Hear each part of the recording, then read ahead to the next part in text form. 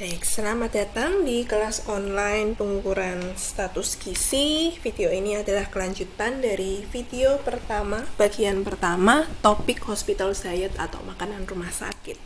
Di video sebelumnya kita sudah lihat bersama apa itu makanan biasa. Sekarang kita masuk ke topik makanan, subtopik makanan khusus, dan kita mulai dari makanan lunak.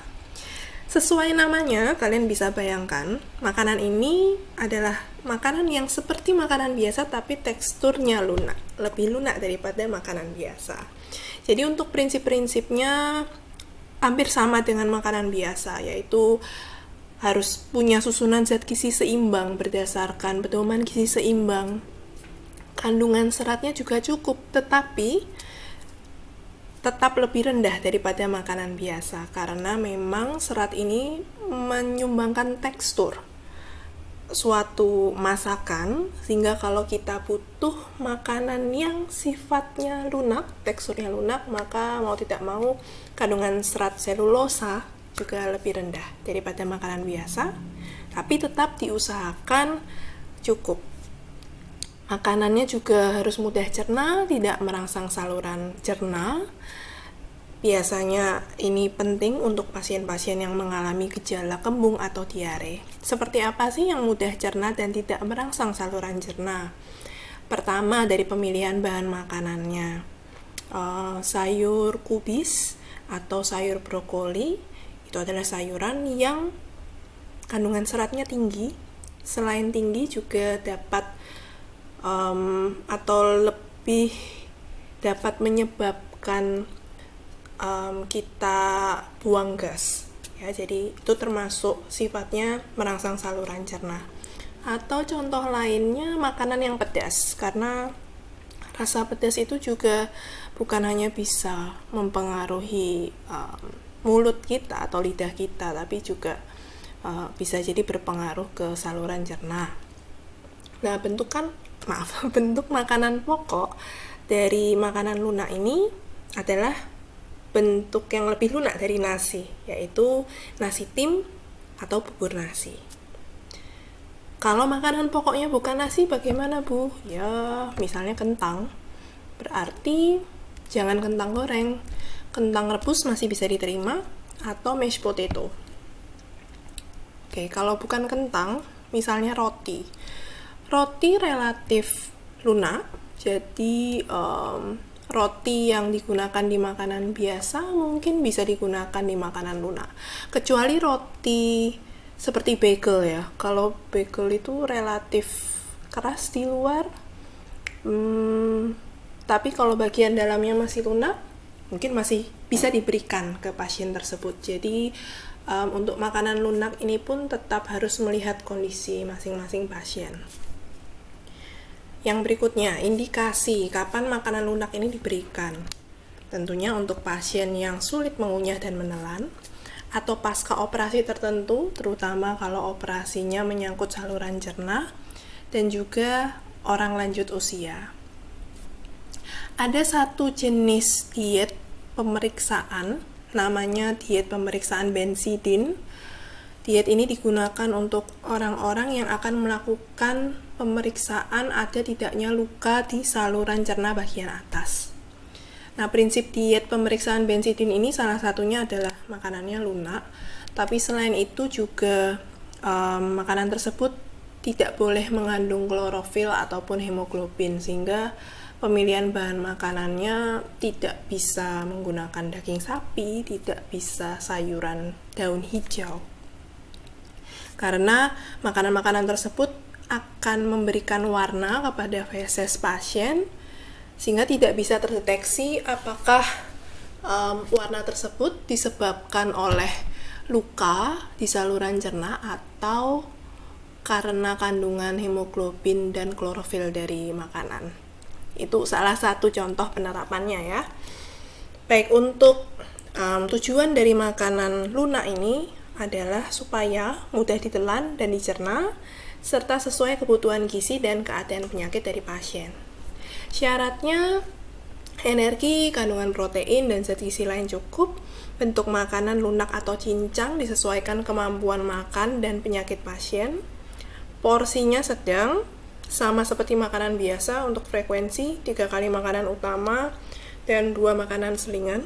Kemudian makanannya harus mudah dicerna, rendah serat, dan tidak mengandung bumbu tajam.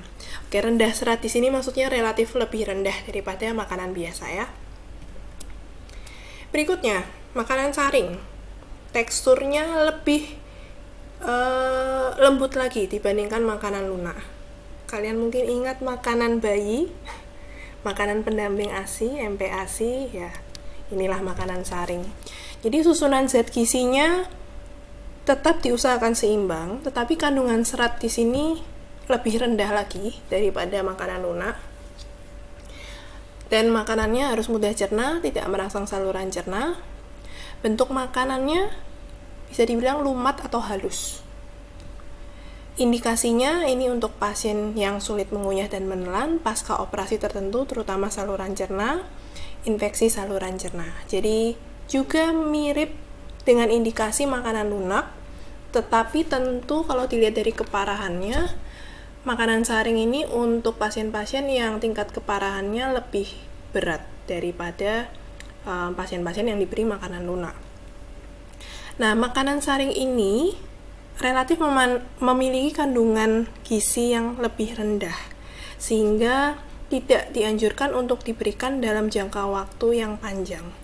Kalau bisa, sependek mungkin dan sesegera mungkin pasien diubah dietnya dari makanan saring menuju entah itu makanan lunak atau makanan biasa.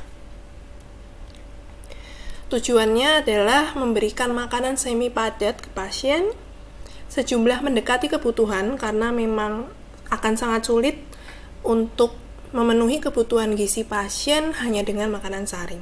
Dan makanan saring ini bisa dibilang adalah makanan untuk proses adaptasi peralihan dari makanan yang bentuknya lebih lunak lagi daripada makanan saring, yaitu makanan cair. Nanti kita lihat di slide-slide berikutnya.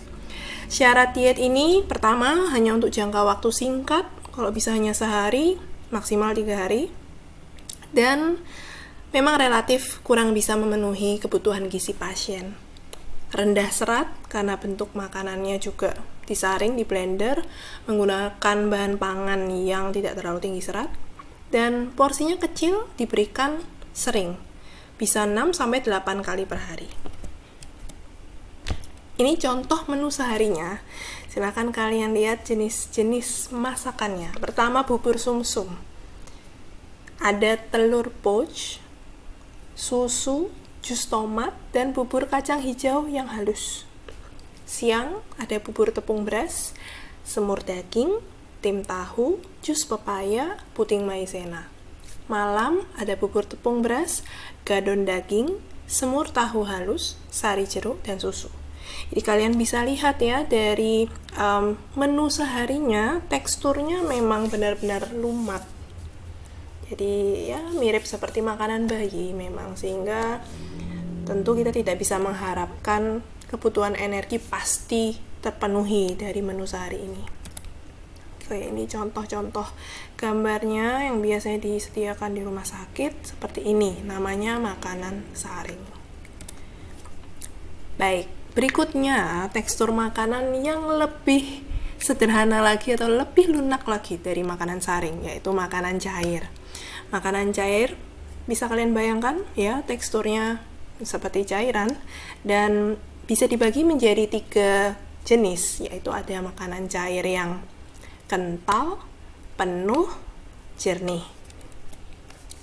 Makanan cair kental indikasinya untuk pasien yang tidak mampu mengunyah dan menelan post operasi mulut, jadi baru selesai operasi mulut ya, sehingga pasien tidak bisa menggunakan mulutnya untuk mengunyah maupun menelan, atau pasien dengan gangguan kesadaran sehingga ya mereka tidak bisa makan karena sedang tidak sadar, maupun untuk pasien yang tidak mau makan. Konsistensinya kenyal atau semi padat pada suhu kamar, dibuat dari campuran beberapa golongan bahan makanan. Tujuannya adalah menyediakan makanan untuk pasien yang tidak membutuhkan proses mengunyah, mudah ditelan, mencegah aspirasi. Aspirasi itu keselak gitu ya, makanan masuk ke saluran pernafasan, serta diusahakan bisa memenuhi status gizi. Ya, untuk syarat-syaratnya sekali lagi mudah ditelan, tidak merangsang saluran cerna, diusahakan cukup energi dan protein, dan ini juga merupakan salah satu contoh makanan atau diet yang diberikan secara bertahap menuju makanan lunak. Porsinya kecil dan sering, tiap 2-3 jam, artinya berapa kali sehari ya kalau 2-3 jam. Kalau tiap 2 jam berarti 12 kali makan per hari. Kalau tiap 3 jam berarti 8 kali sehari. Oke, ini contoh makanannya. Ini seperti mashed potato, jadi ya mashed potato bisa dimasukkan ke golongan cair kental atau bisa juga ke makanan saring. Tapi tentunya makanan cair kental ya konsistensinya lebih runny ya, lebih cair daripada makanan saring. Ini contoh lainnya, sup jagung. Oke, untuk cair penuh, bentuknya cair atau semi cair pada suhu ruang, kandungan seratnya minimal dan tidak tembus pandang bila diletakkan pada wadah bening. Cair penuh ini bisa diberikan ke tubuh kita melalui mulut atau oral, atau bisa juga melalui pipa yang disebut dengan makanan enteral. Untuk metode pemberiannya ada yang namanya bolus, berarti dalam sekali pemberian biasanya menggunakan pipa lalu ada pompanya, jadi semua makanan langsung diberikan sekali tekan, atau bisa juga tetes. Kalau tetes artinya cairan itu akan diberikan sangat perlahan tiap tetes, kecepatannya bisa diatur sehingga mungkin satu kali makan bisa berlangsung antara 1-2 jam tergantung kecepatan tetesnya. Dan cairan penuh ini adalah perpindahan makanan dari cair jernih ke makanan cair kental. Cair penuh tujuannya untuk memenuhi kebutuhan gizi dengan makanan bentuk cair, meringankan kerja saluran cerna dengan syarat tidak merangsang saluran cerna. Bila diberikan lebih dari 3 hari, pihak rumah sakit atau ahli gizi harus dapat memenuhi kebutuhan energi dan protein dari pasien tersebut. Energi minimal 1 kilokalori per mililiter, karena kalau lebih kecil dari ini maka volume makanan yang diberikan ke pasien akan terlampau besar, bisa jadi pasien tidak mampu mengkonsumsi semuanya. Tapi konsentrasi ini tentunya diberikan secara bertahap. Di awal mungkin tidak bisa langsung diberikan dalam energi yang tinggi ya, jadi masih agak encer, tapi besoknya bisa diperkental lagi sehingga kandungan energinya juga lebih besar. Nah, untuk makanan cair penuh ini pembuatannya sangat tergantung masalah kesehatan pasien. Jadi kadang-kadang makanan cair penuh disebut dengan formula. Beberapa formula yang diperuntukkan bagi pasien, misalnya formula rendah atau bebas laktosa dengan MCT atau medium chain triglyceride. Kedua, formula dengan protein terhidrolisa, artinya protein yang ada di formula tersebut sudah lebih sederhana dan lebih gampang diserap oleh tubuh. Atau formula tanpa susu untuk orang-orang yang alergi susu atau mengalami intoleransi laktosa, maupun formula tanpa serat. Bisa dikatakan pasien-pasien yang mendapatkan makanan cair penuh bisa jadi tidak dapat memenuhi kebutuhan vitamin dan mineralnya, sehingga pemberian multivitamin atau suplemen vitamin mineral diperlukan untuk pasien-pasien ini. Dan bicara soal makanan cair penuh, osmolaritas sangat perlu diperhatikan.